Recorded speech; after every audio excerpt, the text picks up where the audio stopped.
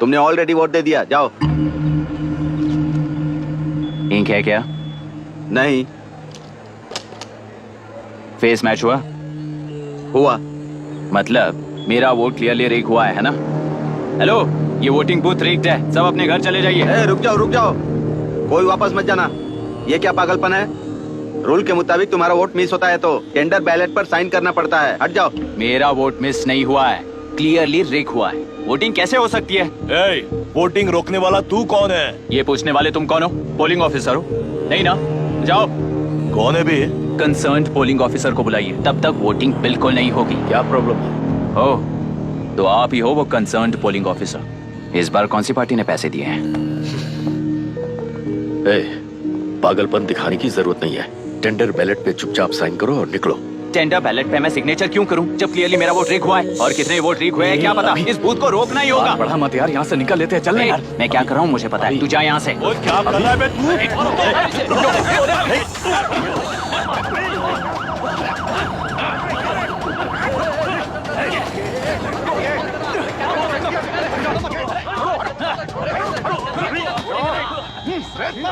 क्या प्रॉब्लम है? कुछ नहीं, इसका वोट मिस हुआ बोलकर पोलिंग रोकने की कोशिश कर रहा है। मिस नहीं हुआ है, मेरा वोट रिग हुआ है। वोट रिग हुआ है तो बैलेट पे दस्तखत करके जाओ यहाँ से। यहाँ पे लफड़ा मत करो। ओहो, वोट रिग हुआ है ये सुनने के बाद आपका रिएक्शन इतना ही है? अगर लॉजिकली कहूँ ना तो सिर्फ इस एक बूथ को नहीं, सारे इलेक्शन को रोकना चाहिए। ये बात यहाँ नहीं, इलेक्शन कमीशन में जाकर करो। हाँ, मैं वहाँ भी बात करूंगा। एक वोट के रिग होने में और मिस होने में बहुत बड़ा फर्क है। लॉजिकली एक भी वोट अगर रिग होता है ना तो उसे डेमोक्रेसी नहीं कहते। अगर एक मर्डर को गलत नहीं माना तो 100 मर्डर्स भी गलत नहीं होंगे। यहाँ एक ही वोट रिग हुआ है, इसकी क्या गारंटी है? ये पूरा बूथ रिग नहीं है, इसकी क्या गारंटी है? 100% rigging free election is the very foundation of any democracy.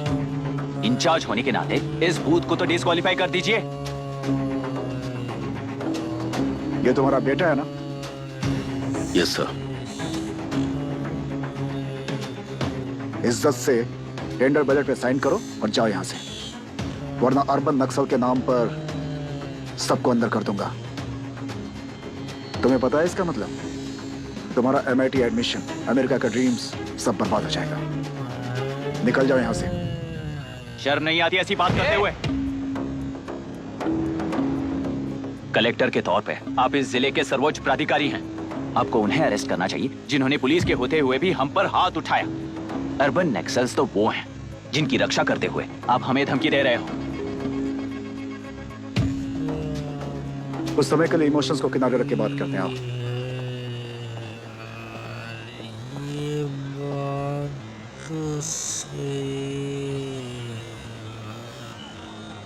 तुमने सही कहा, मुझे शर्म नहीं आती। मुझे ही नहीं बल्कि तुम्हारे पापा और पुलिस को भी नहीं आती। पॉलिटिकल लीडर्स के दबाव में रहने वाले सिविल सर्वेंट्स को कभी नहीं आएगी। अभी तुमने कहा ना, उन गुंडों में और हमें कोई फर्क नहीं है। छोटे, इस देश में हर कोई इंजीनियरिंग पर कितना मिलेगा, मेडिकल में कितना मिलेगा, MBA करने पर कितना मिलेगा, इस तरह से हिसाब लगाते हैं। लेकिन IAS बनने वाला सिर्फ देश का कितना भला होगा ऐसे सोचता है। पर सिलेक्शन के 6 महीने बाद ही, जैसा तुमने कहा, बिना शर्म के जीने की आदत बना लेता है। बाहर से पत्थर मत फेंको, कभी अंदर आकर देखो तब पता चलेगा। यह बूथ विशाखा वानी का है। डिस्क्वालीफाई करना मुश्किल है, ऐसा करना तुम्हारे लिए रिस्क है। सो इस वन साइड वॉर में लाइफ बर्बाद मत करो। फ्लाइट लो और निकल जाओ। 1 हफ्ते में अमेरिका जाने वाली हो, इन सब झंझटों में मत पड़ो। वैसे भी भागने वाले को देश के बारे में बोलने का हक नहीं। जाओ।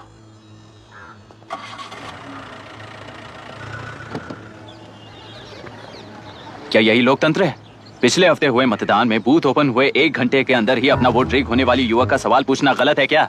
सवाल गलत सही का नहीं है। एक वोट के चूक जाने से सारी व्यवस्था को दोषी ठहराना ये गलत है। व्यवस्था के बारे में प्रैक्टिकल नॉलेज ना रखने वाले ऐसे मूर्ख अगर देश छोड़कर चले जाएं तो ही बेहतर है। व्यवस्था के खिलाफ खड़े होने वाले हर इंसान को एंटी नेशनल कहकर उन्हें देश से भगाने के लिए देश कोई उनके बाप की जागीर नहीं है। कुछ युवक का यही कहना है। देश में रहते हुए सिस्टम से लड़ने पर फायदे की जगह नुकसान हो जाता है। अरे आखिर है कहाँ पे न्यूज? हाँ, अरे अचानक से फैली हुई न्यूज है ये। हाँ बता ना, सच बोल। तूने झगड़ा किया ना? बोल क्यों नहीं रहा? नहीं छोड़ूंगी। दीदी रुको। बता, झूठ बोलने लगा है तू। बोल, सच बता मुझे, क्या क्या जानवरों की तरह मार रही हो? ये क्या बात हुई? क्या हुआ इसी से पूछ लो। क्रिकेट खेलते हुए नाक की हड्डी टूट गई है और इसने स्कूल में झगड़ा भी किया है। जब तक मैं नहीं जाऊंगी इसकी स्कूल में एंट्री नहीं है। स्कूल बस वाले ने अभी तो बताया। क्या इसकी जान लोगी? टेररिस्ट कहीं और नहीं बल्कि माँ बाप के रूप में घर में ही होते हैं। तू बहुत अच्छी नसीहत दे रहा है उसे। तुम जाओ, मैं जाऊंगा इसके साथ। ठीक है तुम ही जाना, मामा जो हो।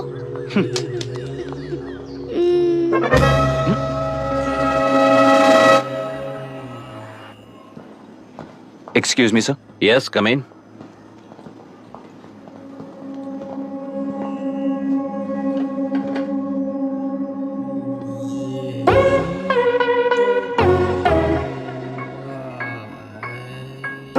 Yes sir. आपका बेटा है? ये आपके बच्चे हैं? इनकी बुआ हूँ। मैं इसका मामा हूँ। बोलिए, what's the problem?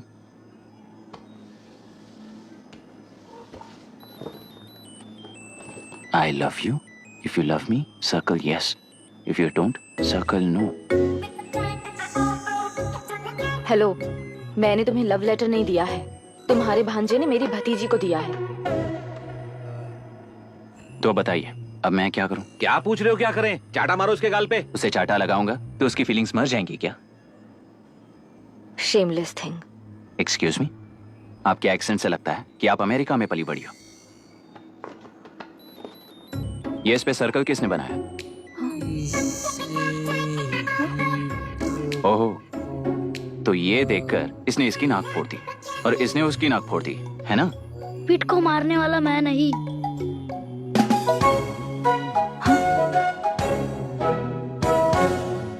What a shame. इसमें शेम फील करने जैसा कुछ भी नहीं है। उनके मन में जो लव है वो अलग है और आपके मन में जो लव है वो अलग है। बच्चों की नजर में लव का मतलब है सिर्फ पसंद। बच्चे अपनी बढ़ती उम्र में हर कदम पर एक नए रिलेशनशिप के बारे में सीखते हैं। उन्हें हम जितना प्योरली देखेंगे वो भी उतना ही प्योरली देखेंगे। सुनो आर्या, आंटी को सॉरी बोलकर फिर कभी प्रिया से बात नहीं करोगे, promise I am sorry. No wait. पीट, आर्या को तुमने मारा इसलिए तुम सॉरी बोलोगे। एक मिनट, आप क्यों सॉरी बोल रहे हो? ऐसे गधों को एक टांग पर पूरे स्कूल में दौड़ाना चाहिए, वरना हर लड़का हर लड़की को लव लेटर देता फिरेगा हमारे स्कूल में। इस तरह सबके सामने पनिश करने की वजह से ही वो ऐसा करते हैं। इन्हें तो लव शब्द का मतलब ही नहीं पता है। प्लीज इन्हें छोड़ दीजिए sir. No no, I won't accept this settlement. Right now I am suspending this boy with immediate. It's okay sir. I'm withdrawing my complaint. Priya, Pete, come let's go. Okay.